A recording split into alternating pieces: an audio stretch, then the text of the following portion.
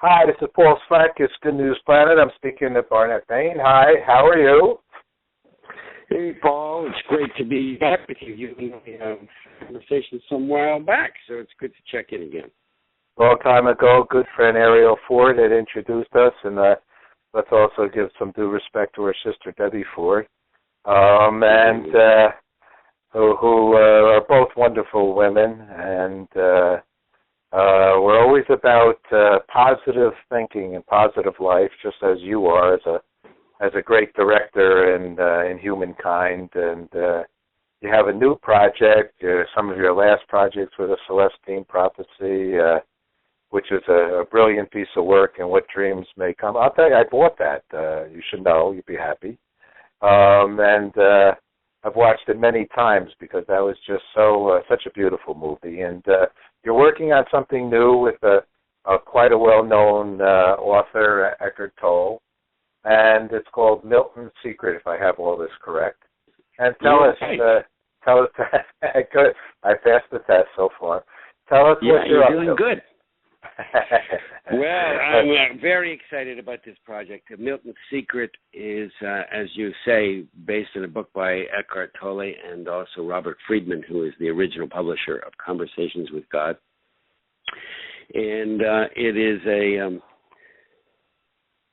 dramatic feature film with Peter Fonda is in it, and it tells the story of a very, very stressed out young boy, 11 years old, who goes through a transformational experience when he spends some time with his granddad, played by Peter Fonda.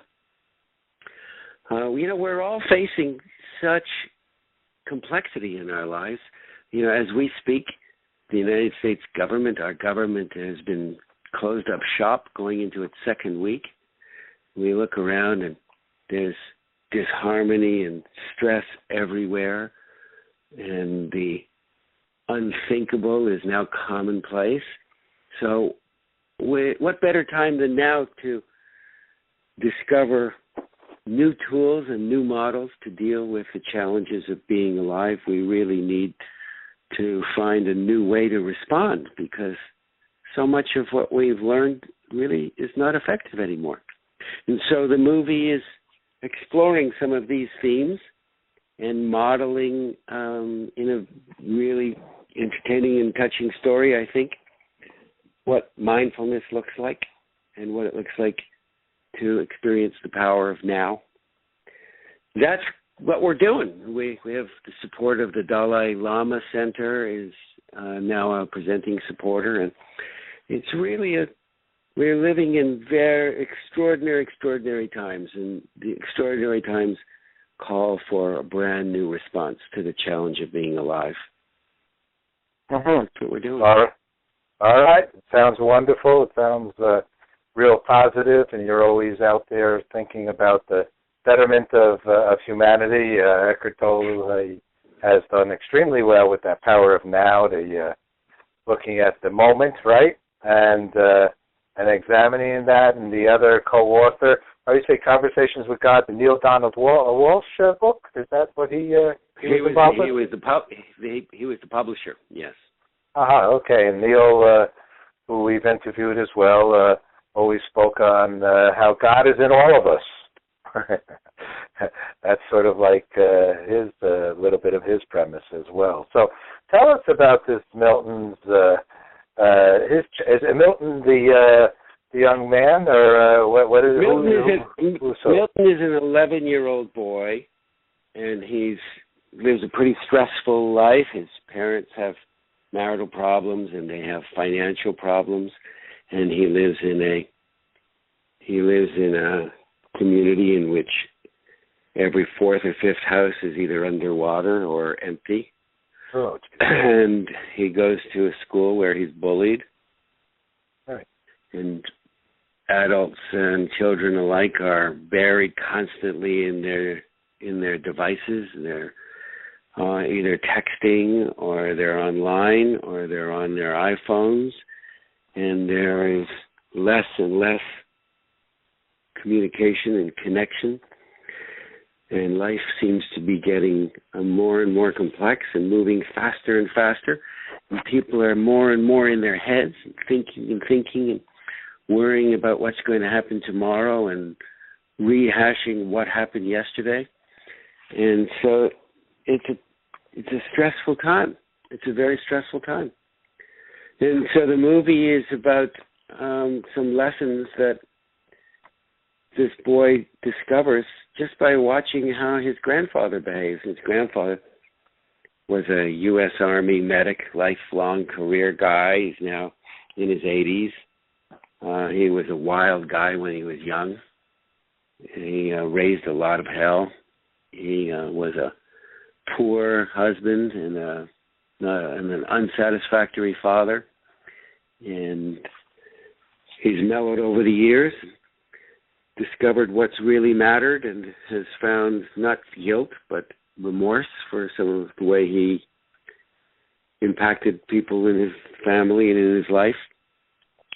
And he has a very in-the-moment relationship with the world. And for Milton, who has never seen anybody have that much presence with what is going on, who is that attentive to the people around him, it's a transformative experience. So it's a kind of movie that we don't see these kinds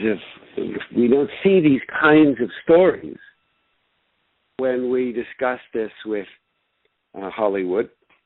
There was lots of input about how we could change the story in order to make it fit a worldview that they are comfortable with, and what kinds of things needed to be adjusted and to make it comfortably fit inside of the familiar.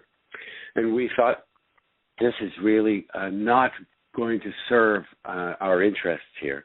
And so we rescaled it and decided we're going to do this independently and put together some capital and some subsidies and some fundings. And yet we still came up a little bit short, and so we are funding the shortfall with an Indiegogo crowdfunding campaign.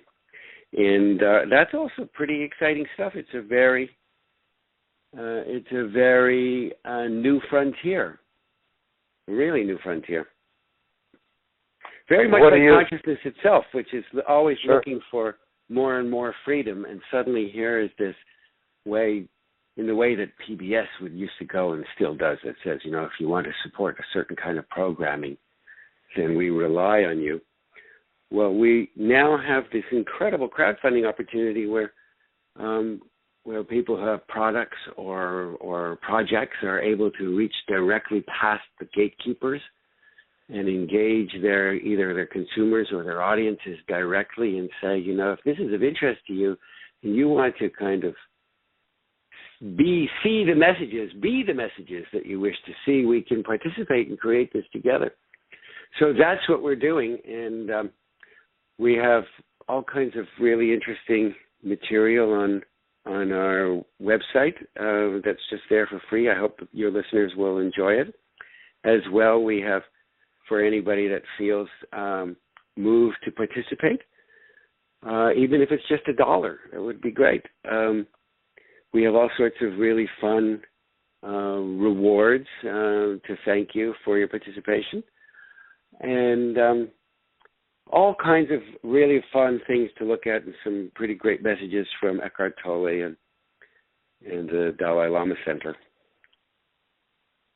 Sounds great. Sounds super. We just did a Peace Day party with created the largest human peace sign in Times Square on the September 21st, the International Day of Peace. And we put it on Indiegogo. We didn't do so well, but we don't have the big reputation that Eckhart has. But it is by far a great resource for us, independent or a different type of producers only doing good news or conscientious programming, let's call it, and want independence in sharing that message. How are you doing with your? Are you on the? We're doing really well. We're doing really well. we set a goal of $1 million, although we certainly don't need $1 million. Although if we were to make that $1 million, it would allow us to reach more people and to put it into schools and to do that sort of thing. But we are a week into it, and we have about $140,000 the last time I looked. And by the time this airs, it'll be considerably more than that. And we have a shortfall, which we're probably about halfway to what we really need to make up in order to complete the gap in our finance plan. But beyond that, anything that is raised will allow for a bigger schedule, and the film will look better and sound prettier and reach more theaters and screens. And so I hope that your listeners will take the time to check it out and look at the trailer and read some of the stuff and hear some of the messages from Eckhart Tolle. We're at www.supportmiltonssecret.com, which is actually one word, supportmiltonssecret.com. Mm-hmm. Beautiful, beautiful. Let me ask, getting back to the Milton's grandpa, Mr. Peter Fonda, who's, a perfect casting there with him. He's always out there to spread a good message into the world. And being a grandpa myself, Barnett, how in the book, or how do you portray the way, because you explained, if you don't mind, the type of guy this was, the soldierish, or not such a good this, not such a good that, not and so how does he get to the 11-year-old? How does he educate? How does he teach? What does he do to gain the confidence? Of course, everybody likes their grandpa to begin with, but to a certain degree. Well, I'm not so sure that everybody likes this grandpa to begin with. So this is a grandpa who is not focused on what's going to be tomorrow, except he knows there are certain plans that are in place, but he is not lost in thinking. He is not worried and obsessing about what happened yesterday. He is attentive to where he is from moment to moment. He is fully aware of it. When he is speaking with somebody, he is focused on them. He's not thinking about other things. He is not trying to accomplish 5 things at the same time. He's not talking to you and on the phone at the same time. He's not eating and texting at the same time. He does one thing at a time. And this sort of behavior is so radically different from anything that this boy sees. Come to think of it, anything that I see on a daily basis, one thing at a time, that's radical now. Unfortunately. Unfortunately, yes, and it is absolutely radical behavior. And so this boy, when he is with his grandfather or watching his grandfather, sees somebody who is very, very connected to the world. He's very, very, his wits are about him, and he makes others feel seen. They feel heard because he's attentive to them. And he's not someone that is trying to fix everybody and hurry them through their experience. He never says, in the way that his mother does, oh, that'll be okay, or the way that his dad says and says, if you just study harder, you'll do better. And his grandfather has an entirely different way of being with him. And it allows him to feel seen. It allows him to feel that he matters and that he's heard and that he's known for who he is, not for what he does. And that's very rare. That's very precious. I like the guy. I love it. It's beautiful. And let me just ask one other. He's a good guy. I happen to, I worked on the Captain Kangaroo show. And one of the things that Captain said at the end of the show always, this is, I thought, was one of the best things on the whole show. At the end of the show, he said, spend time with your children. okay, and nothing more. You know, that was enough, and that had resonance. You know, that kept him on the air for all those years. I was fortunate to work on the Captain Kangaroo show, and his whole premise was, you know, spend time with your children, and it sounds to me like Milton was is that guy. Not Milton. Milton's the young boy. Well, what's the grandpa's name? The grandpa, yeah, just grandpa, and that's absolutely true. When we spend time with our children, it doesn't mean that we just have bodies with our bodies are next to our children, but our hearts are with our children, and our attention is with our children, and our minds are with our children. That's not the same as I'm on my phone while I'm with my child, or I'm reading the paper while I'm with my child, or I'm watching TV while I'm with my child. It means I'm with my child. And that's a very, very rare commodity. We don't see that a lot. Florence Henderson once said to me, you know, the Brady Bunch said that the ruination of the family. You know, you go and you can't have a family dinner anymore without everybody on the phone, texting, running to the computers, doing this, doing that. You know, the solid family structure is a little bit concerning at this moment. Let me ask you a directory question, okay? Because you're a great I will say illusionist, but a creative director, okay? Brilliant creative director. How are you directed as a director, professional director, and with the creativity in your mind? Are there some bells and whistles that you're putting into this? Because this could be a very just by what you described, it could be a very cut and dry story. How are you making it a signature piece with your skills that I know you have? Well, the story is very moving. It's because it's one that we can all relate to. It's a very, very stressed out community. And I think that people will recognize themselves in these kinds of situations. People are frightened. There is a lot of anxiety around.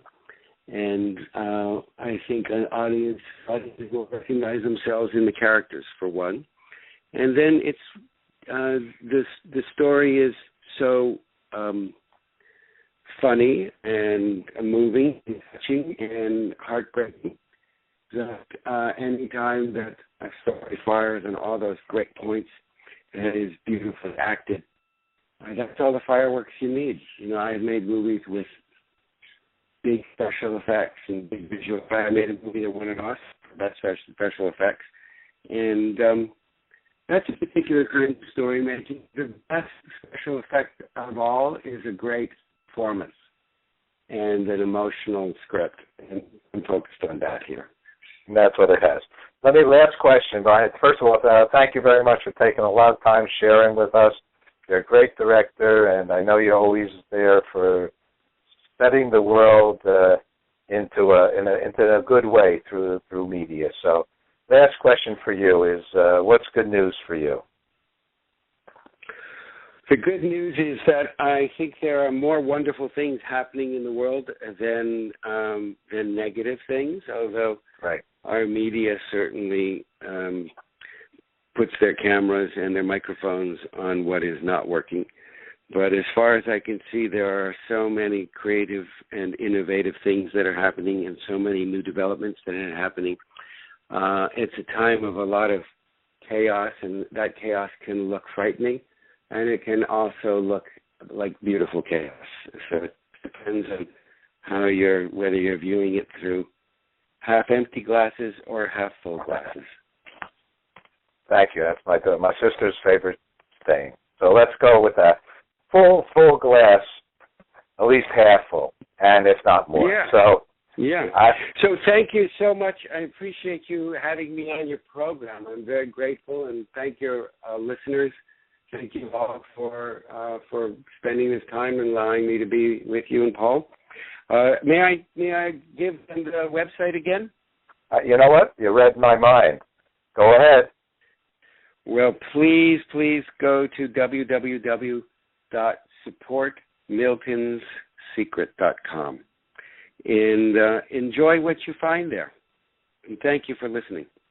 Okay, thank you. Take care, my friend. Bye-bye. Bye now.